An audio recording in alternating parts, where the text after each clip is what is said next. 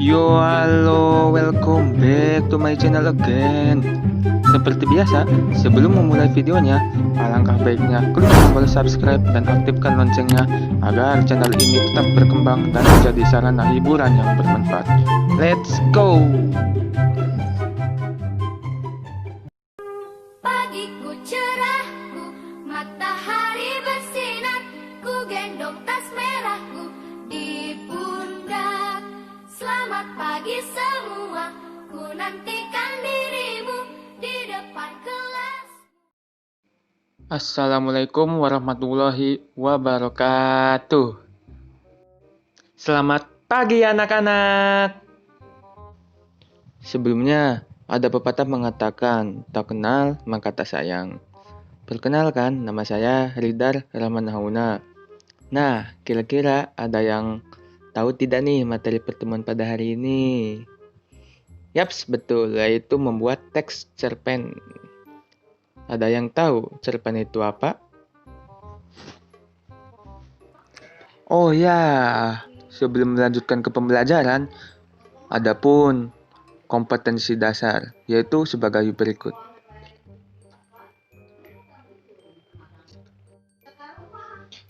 Cerita pendek, cerpen atau short story dalam bahasa Inggris, merupakan suatu jenis karya sastra bentuk prosa naratif fiktif.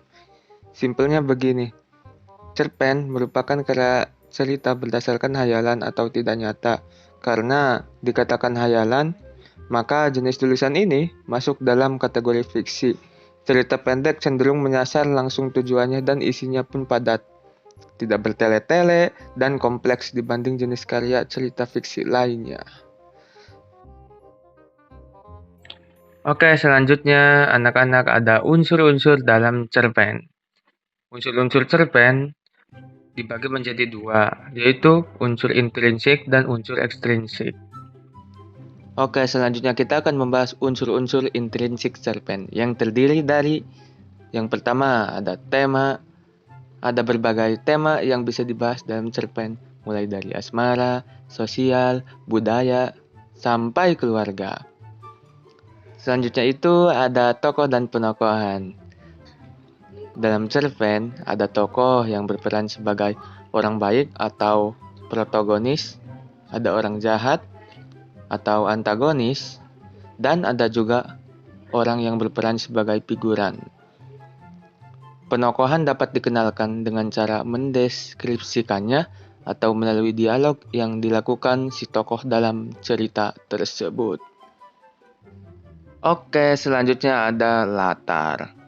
Latar merupakan suatu tempat dan waktu kejadian peristiwa tersebut terjadi, yang merupakan sebagai latar belakang timbulnya suatu cerita tersebut. Contohnya, yaitu kejadian ini sudah cukup lama sekali. Saat itu, awal musim hujan yang basah. Alur merupakan satu jalan cerita pada cerpen tersebut. Alur itu terdapat 3 bagian, yaitu ada alur maju, alur mundur, atau bahkan alur campuran. Selanjutnya itu ada sudut pandang. Sudut pandang yang digunakan dalam cerpen juga masuk ke dalam unsur intrinsik. Sudut pandang yang digunakan bisa berupa orang pertama seperti aku, saya. Terus juga ada orang yang ketiga, dia, nama tokoh atau mereka, dan bisa juga menggunakan sudut pandang yang orang kedua. Selanjutnya yaitu ada amanat yang terkandung dalam cerita. Misalkan, cerpen yang diceritakan mengandung amanat supaya pembacanya menerapkan protokol kesehatan yang berlaku, supaya penyebaran penyakit dapat dicegah. Selanjutnya itu ada unsur-unsur ekstrinsik cerpen, yang terdiri dari yang pertama ada latar belakang hidup pengarang. Latar belakang yang dimiliki si pengarang dapat mempengaruhi cerita pendek atau cerpen yang dihasilkannya. Misalkan, kondisi psikologi penulis saat menulis, pandangan politiknya, dan lain sebagainya. Contohnya bisa kalian temukan dari cerpen-cerpen karya Ahmad Tohari nih. Cerpen-cerpen beliau biasanya berlatar belakang kehidupan pedesaan di mana tempat beliau tinggal. Oke, yang kedua itu ada keadaan sosial politik masyarakat. Keadaan tempat tinggal penulis juga dapat mempengaruhi dalam karyanya. Misalkan kondisi perekonomian, situasi sosial politik, dan lain-lain. Ya, selanjutnya itu ada langkah-langkah menulis cerpen, yakni sebagai berikut. Oke, yang pertama, menentukan tema. Langkah-langkah menulis cerpen yang paling awal adalah menentukan topik atau tema yang sesuai dengan keinginan yang dikehendaki. Ada banyak tema dalam menulis cerpen, contohnya saja seperti tema yang menceritakan tentang percintaan, pendidikan, persahabatan, pergaulan, dan sebagainya.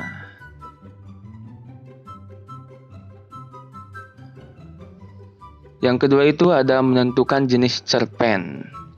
Langkah-langkah menulis cerpen selanjutnya adalah menentukan jenis cerpen yang hendak kita tulis untuk menyesuaikan tema yang nantinya memudahkan kita untuk membuat alur dari cerpen tersebut.